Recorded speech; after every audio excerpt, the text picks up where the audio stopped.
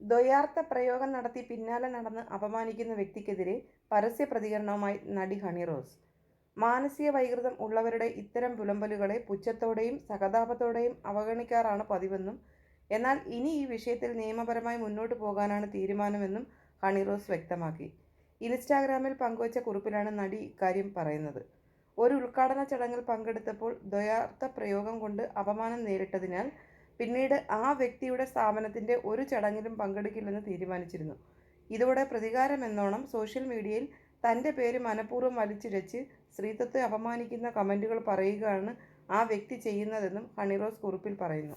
അയാൾ ദ്വയാർത്ഥ പ്രയോഗത്തിലൂടെ അപമാനിക്കാൻ ശ്രമിക്കുമ്പോഴും പ്രതികരിക്കാത്തത് ഇത്തരം സ്റ്റേറ്റ്മെൻറ്റ് ആസ്വദിക്കുന്നതുകൊണ്ടാണോ അതോ പറയുന്നതെല്ലാം അംഗീകരിക്കുന്നത് കൊണ്ടാണോ എന്ന് അടുപ്പമുള്ളവർ ചോദിക്കുന്നു.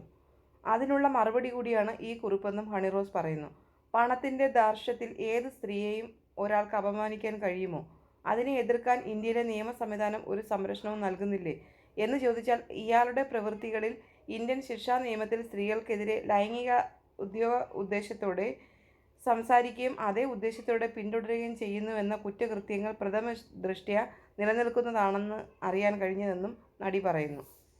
ഞാൻ വ്യക്തിപരമായി മാനസിക വൈകൃതം ഉള്ളവരുടെ ഇത്തരം പുലമ്പലുകളെ പുച്ഛത്തോടെയും സഹതാപത്തോടെയും അവഗണിക്കാറാണ് പതിവ്. അതിനെനിക്ക് പ്രതികരണശേഷി ഇല്ല എന്നർത്ഥമില്ല. ഒരാളുടെ വ്യക്തി സ്വാതന്ത്ര്യത്തിൻ്റെ വ്യാഖ്യാനത്തിൽ മറ്റൊരാളുടെ വ്യക്തി സ്വാതന്ത്ര്യത്തെ അപമാനിക്കാനുള്ള സ്വാതന്ത്ര്യമില്ല.